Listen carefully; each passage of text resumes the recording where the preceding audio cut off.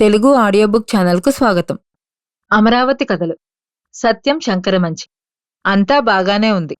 చింత చెట్ల కింద పందులు బురదలో ఈత్తున్నాయి. చాకళ్లు మురికిబట్టలు ఆపకుండా ఉతుకుతున్నారు. ఉప్పర్లు చెమట కక్కుకుంటూ రాళ్లు పగలగొడుతున్నారు. పట్టించుకోని సూర్యుడు పైకి పైకి వెళ్ళిపోతున్నాడు. వినిపించుకోని చంద్రుడు చుక్కలు రాత్రులు సరసమాడుకుంటున్నాయి. అంతా బాగానే ఉన్నట్టుంది.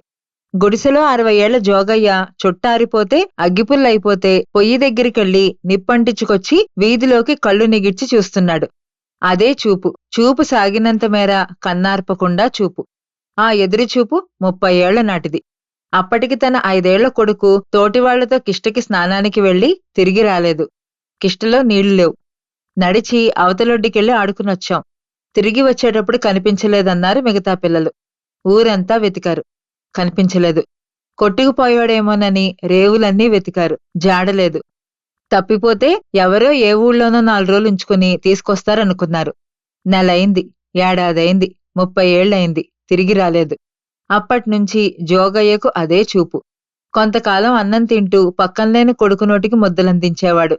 నడుం వంగిపోయినా కళ్ళు వాలిపోయినా కొడుకు కోసం చూపు నిటారుగానే ఉంది. జోగయ్య పెళ్ళాం వీరమ్మకి కళ్ళు మసకలొచ్చినాయి. చూపు ఆనదు. కళ్ళు దించుకుని ఆలోచిస్తుంది. ఆడియ్యాలుంటే పెళ్ళైపోను గదా. ఆడికి పిల్లోడో పుడితే ఉయ్యాల ఏ గుంజకే వేస్తాను కదా. ఈ లాలిపాట పాడుతూనే ఉయ్యాల ఊపుతాను కదా. కోడలి పిల్ల మళ్లీ నీళ్ళోసుకుంటే పనిలోకి రాకే అని ఇట్టాగే గసురుకుంటా గదా. పెళ్ళాం గట్టిగా గసురుకోవడమైన జోగయ్య ఏమిటే అని అడిగితే అవమానం పడిపోయిన వీరమ్మ కళ్ళు దించేసుకుంది. వాళ్ల మధ్య మాటల్లేవు. 2 గుండెల్లోనూ కొడుకు కోడలు మనవలోనూ. ఆ పక్క పెంకుటింట్లో 30 ఏళ్లొచ్చినా మంగళసూత్రం ఎరగని ముద్దరాలు సుబ్బి. కిటికీలోంచి వచ్చేపోయేవాళ్ళనందర్నీ దిగులుగా చూస్తూ ఉంటుంది. తన ఈడువరకందరికీ పెళ్లిళ్లైపోయాయి. 2-3 పిల్లల్ని కన్నారు. బాలింతలుగా ఊరేగింపుగా వెళ్లి కిష్టనుంచి బిందెలు ముంచుకొచ్చారు. పేరెంటల్లా పిల్లలు అల్లరి చేస్తే విసుక్కుని వాళ్లని కొట్టి వాళ్ళేడిస్తే నా తల్లే నా అమ్మే నేను చచ్చిపోను అని గుండెలకి హత్తుకున్నారు. తనకెవ్వరూ లేరు. కట్నం లేంది పెళ్ళవదు. తండ్రి ఇవ్వలేడు. పెళ్లికి పేరంటాలకి వెడితే అందరూ తన వైపు వింతగా చూస్తారు. వెనక అమ్మ రోజూ గుళ్ళోకైనా పంపించేది.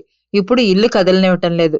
చుట్టుపక్కల పిల్లల్ని పోగు చేసి తను వాళ్ళకి తల్లైనట్టు భావించుకుని వాళ్ళని ఆడించి పాడించి ఏడిపించి కావలించుకుని కళ్ళ నీళ్లు పెట్టుకుంటుంది సుబ్బి. పక్కింటి బడిపంతులు కొడుకు ఘర్షణ పడుతున్నారు. 16 ఏళ్ల కొడుకు పట్నం వెళ్లి తోటివాళ్లతో సినిమా చూస్తాను 5 రూపాయలు ఇమ్మన్నాడు. అన్నం తింటున్న పంతులకి ఇబ్బందైంది. అతని దగ్గర డబ్బు లేదు. అమ్మనడిగాడు. అయ్యనడగమంది.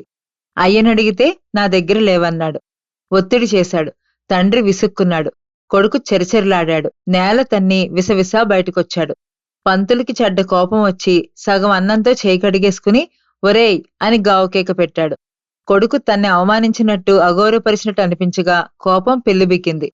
ఒరేయ్, నువ్వు అడిగింది అడిగినట్టు ఇస్తేనే అమ్మ అయ్యాను, లేకపోతే కారు. మా అప్పులు మా బాధలు నీకేమీ అక్కర్లా. పోరా పో, వెళ్ళు అని అరిచాడు. కొడుకు వెళ్ళిపోయిన తర్వాత పెళ్ళాంతో అన్నాడు. అవునే, మనం వాడి సరదాలు తీర్చలేం. డబ్బు లేదు. ఇలాంటి దౌర్భాగ్యుల కడుపుని పుట్టాడు, అనుభవిస్తున్నాడు అంటూ బయటికెళ్ళిపోయాడు. బయటికి వెళ్ళిపోతున్న భర్తని వదిలేసిన అన్నాన్ని చూసి గుడ్ల నీరు గుడ్ల కుక్కుకుంది ఇల్లాలు. గుళ్ళో బాకా సాయిబు బాకా వదలేకపోతున్నాడు. అతని గొంతులో పుండైంది. శబ్దం రావటం లేదు. ఉదయ సంధ్యల్లో ఖయ్యని బాకా ఊది ఊరంతని మేల్కొల్పేవాడు. సాయంత్రం బాకా మోత విని జనం గుళ్ళోకొచ్చేవారు. ఎంత ప్రయత్నించినా శబ్దం రావటం లేదు. గొంతులో రణం కోసేస్తున్నా ఊపిరంతా పోసి బాకా ఊదాడు. శబ్దం రాలేదు.